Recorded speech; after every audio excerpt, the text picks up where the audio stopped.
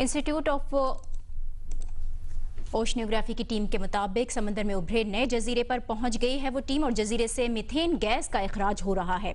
National institute of ओशनियोग्राफी के मुताबिक ये जजीरा सतह आब से 60 से 70 फुट बुलंद है। इसकी लंबाई 100 से 120 किलोमीटर है।